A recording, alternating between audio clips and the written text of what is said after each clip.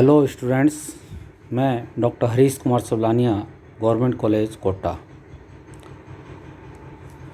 इससे पहले जो postulate of special theory of relativity के बारे में पढ़ा था और गैलिलियन ट्रांसफॉर्मेशन के बारे में पढ़ा था, आज हम लॉरेंट ट्रांसफॉर्मेशन के बारे में पढ़ेंगे। Lorentz transformation.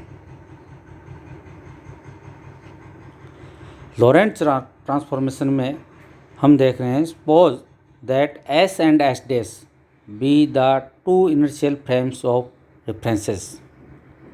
S dash is moving along positive direction of x-axis with velocity v relative to the frame S.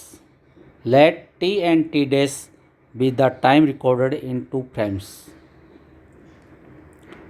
We assume that T equal to T dash equal to 0, the origin of coordinates are coincide. Now suppose that a source of light is situated at the origin O in the frame S, from which a wave front of light is emitted at T equal to 0. When a light reaches at a point P, let the position and times measured by the observer O and O dash be XYZ T and X dash Y dash Z dash T dash respectively. If the velocity of light c, then the time measured by the light signal is traveling the distance OP in frame S. यहाँ पर हम इस diagram में देख रहे हैं कि S और S dash जो ये फ्रेम है, इस फ्रेम में अगर कोई वेव फ्रंट अगर O से अगर निकलता है तो उस स्थिति में अगर P पर की स्थिति में तो ऑब्जर्वर O और O डैश क्या है कि T और T डैश टाइम पर अपने पास इसको ऑब्जर्व करते हैं, तो उस स्थिति में जो उनकी पोजीशंस है वो O के relative X Y Z T है और O डैश के रिलेटिव जो है वो X dash Y dash Z dash और T डैश है। तो अगर इस वेव फ्रंट का अपने पास O से P तक पहुंचने में जो टाइम लगा है, उस टाइम को अगर हम नोट करना चाहते हैं तो उस टाइम जो है वो ये आएगा T equal to OP upon C, जहाँ OP जो है O से P की जो है डिस्टेंस है, T equal to OP upon C, और जहाँ OP जो है वो X square plus Y square plus Z square की पावर 1/2 अपॉन C, यानी कि इसको ये लिख सकते हैं X square plus Y square plus Z square equal to C square T square. Question number 1,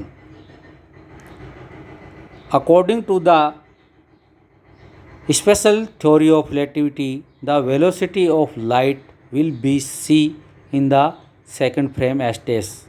Hence the in frame S dash time required by the light signals in traveling the distance O dash P is given by O dash P. तो T dash equal to O dash P X dash square Y dash square और Z square की power half upon C, या इसको इस प्रकार से लिख सकते हैं X dash square Y dash square Z dash square equal to C square T dash square. Equation number 2। Now transformation equation relatively X Y Z T and X dash Y dash Z dash T dash should be such that equation 2 transformations of equation 1 from Galilean transformations. Galilean transformation की हमने पीछे बात की थी, तो x dash equal to X minus V T है, Y dash equal to Y, Z dash equal to Z और T dash equal to T. अगर ये वैल्यू जो है वो हम इक्वेशन 2 में अगर सब्स्टिट्यूट करते हैं तो उस स्थिति में हमारे पास क्या है, एक्स माइनस वी टी का होल स्क्वायर आएगा plus Y square plus Z square equal to C square T square. अगर इस इक्वेशन को हम सॉल्व करते हैं तो उस स्थिति में X square minus 2x V T plus V square T square plus Y square plus Z square minus C square T square equal to 0। ये इक्वेशन नंबर हमारे पास 3 है। और इस 3 नंबर इक्वेशन में हम देख रहे हैं कि इस इक्वेशन में जो है वो अगर इसकी इक्वेशन 1 से हम के तुलना करते हैं तो इसके अंदर क्या है कि ये जो फैक्टर है minus 2x V T plus V square T square, ये क्या है कि अलग आता है। तो this equation is certainly not be agreement with equation 1 because it contains an extra terms this. Thus Galilean transformation fail, यहाँ गैलीलियन ट्रांसफॉर्मेशन क्या कि वो फेल हो जाता है, तो इसलिए हमारे पास के लीनियर ट्रांसफॉर्मेशन की बात करते हैं हम। तो लीनियर ट्रांसफॉर्मेशन हम बात करते हैं तो हमने ये कुछ एज्यूम किया है, एक्स डैश जो है वो alpha x plus beta t के रूप में मान लिया, वाई डैश और जेड डैश अपने पास क्योंकि उनकी डायरेक्शन चेंज नहीं हो रहा, t dash equal to delta x plus gamma t. ये इक्वेशन 4 है। अगर इस इक्वेशन 4 को हम देखते हैं तो S dash are moving in X axis direction and Y Z are not change, तो alpha beta delta gamma are constant. We find the value of constant. We know that frame s dash moving plus x axis direction with velocity v, then x dash equal to 0. तो observer o dash velocity dx upon dt equal to v. तो x dash equal to 0 putting in equation 4 equation number 4 के अंदर हम इसकी value अगर रखते हैं तो उस स्थिति में हमारे पास जो है वो ये वैल्यू आती है, X dash equal to alpha x plus beta T. Alpha X को हम देख रहे हैं alpha X equal to minus beta T, और इसका अगर डेरिवेटिव करते हैं तो alpha D X upon D T equal to minus beta. चूँकि D X upon D T जो है वो वेलोसिटी वी के इक्वल है, तो इस स्थिति में हमारे पास क्या है कि बीटा इक्वल टू हमारे पास क्या है माइनस अल्फा वी आ जाएगा। तो this is equation number 5। Again observer O relative to S dash are moving minus X X direction, तो with velocity minus V, then D X upon D T dash D x dash upon D T dash equal to minus V at X equal to 0। तो इस स्थिति में अगर हम देखते हैं तो इक्वेशन 4 जो है वो X dash equal to beta T और T dash equal to gamma T. तो अगर इन दोनों इक्वेशंस को हम क्या क्रिएटिव करते हैं तो x dash equal to beta upon gamma into t dash हमारे पास प्राप्त होता है, और इसको हम जो वैल्यू है बीटा की जो वैल्यू हमने पीछे याद की थी minus alpha v upon gamma into t dash, ये आ जाएगी। और इसको अगर डेरिवेटिव करते हैं टी डैश के साथ तो d x dash upon D T dash equal to minus alpha v upon gamma, ये आ जाएगा। और d x dash upon D T dash जैसे कि इसमें क्या है माइनस वेलोसिटी वी के बराबर है, तो माइनस वेलोसिटी इसको वी के बराबर रखते हैं, वी से वी कट जाता है ये, तो इस प्रकार से अपने पास क्या आ जाएगा alpha equal to gamma, alpha upon gamma equal to अपने पास कितना आ जाएगा 1, तो अल्फा इक्वल टू गामा आ गया। ये इक्वेशन नंबर 6। 5 और 6 जो है इक्वेशन हम अगर समीकरण 4 में रखते हैं, इक्वेशन नंबर 4 के अंदर इसकी वैल्यू रखते हैं तो हमारे पास इस प्रकार की इक्वेशंस आती है, X dash equal to alpha X minus V T, Y dash equal to Y, Z dash equal to Z और T dash equal to delta x plus alpha T. अब इन इक्वेशंस जो इक्वेशन नंबर 7 की जो value है ये X dash Y dash Z dash और T dash की जो वैल्यू है वो वापस हम पुनः क्या है कि इक्वेशन नंबर 2 में रखते हैं तो हमारे पास इक्वेशन ये प्राप्त होती है, alpha square X minus V T का whole square plus Y square plus Z square minus सी square delta x plus alpha T का होल स्क्वायर इक्वल टू 0।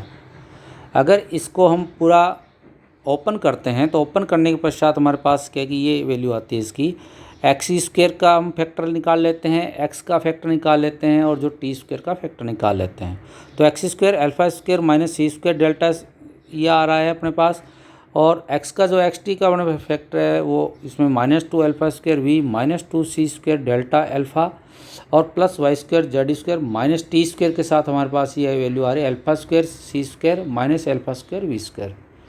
अगर इस इक्वेशन को हम इस पूरी इक्वेशंस का अगर हम क्या कंपेयर करते हैं इक्वेशन नंबर 1 के साथ तो हमारे पास कुछ इस प्रकार के रिजल्ट्स आने चाहिए, जो कि ये है alpha square minus C square delta square equal to 1, equation number 8 -2 alpha square we -2 C square alpha delta equal to 0 और minus alpha square we square plus alpha square C square equal to C square. इस प्रकार से हमारे पास ये 8, 9, 10 जो है अपने पास इक्वेशंस आ गई। और इन इक्वेशंस की अगर बात करते हैं तो इक्वेशन नंबर 10 को अगर हम सोल्व करते हैं तो इक्वेशन नंबर 10 से हम देखें तो इनमें हम कॉमन लिया alpha square equal to C square minus we square equal to C square, तो alpha square equal to this और ये, तो अल्फा इक्वल टू हमारे पास आ रहा है 1/√1 minus we square upon c square. चूँकि हमने पहले सिद्ध किया हुआ है कि अल्फा इक्वल टू गामा होता है, तो इसलिए आप इसको हम इस प्रकार से भी लिख सकते हैं, गामा इक्वल टू क्या है कि 1/√1 - v²/c²। ये इक्वेशन नंबर 11। फिर हम इक्वेशन 9 की बात करते हैं। इसी इक्वेशन 9 से इक्वेशन 9 की बात करेंगे तो इक्वेशन 9 में हम देख रहे हैं कि इक्वेशन 9 को अगर सॉल्व करते हैं तो उसके डेल्टा की वैल्यूज ये आ जाते हैं, डेल्टा इक्वल टू -α/v/c² आ रहा है। तो इस प्रकार ये जो इक्वेशन 11 और 12 जो है, ये इक्वेशन 7 में अगर हम इसकी वैल्यू पुट करते हैं तो हमारे पास वैल्यू जो है इस प्रकार की आ जाती है। ये x dash equal to gamma x - vt, y dash equal to y, z dash equal to z और t dash equal to gamma t - vx/c², जहाँ पर जो गामा है वो 1/√1 - v²/c² होता है। These equations are called Lorentz transformations. अगर हम इन्वर्स ट्रांसफॉर्मेशन की बात करते हैं तो इन्वर्स ट्रांसफॉर्मेशन में हमारे पास जो v की जो v वेलोसिटी से जा रहा था वो -v वेलोसिटी से दिखाई देगा। तो उस स्थिति में हमारे पास x क्या आ जाएगा, x equal to gamma x dash plus vt dash आ जाएगा, y equal to y dash आ जाएगा, z equal to z dash और t इक्वल टू हमारे पास ये वैल्यू आएगी gamma t dash plus vx डैश/c²। ये इक्वेशन में हमारे पास 14 है। अगर हम देख रहे हैं कि v/c लेस देन 1 हो तो ये लॉरेंट ट्रांसफॉर्मेशन की जो वैल्यू है वो गैलियन ट्रांसफॉर्मेशन में चेंज हो जाती है। थैंक यू, आज के लिए इतना ही। नेक्स्ट क्लास में हम इसकी एप्लीकेशंस पढ़ेंगे लॉरेंट ट्रांसफॉर्मेशन की। धन्यवाद।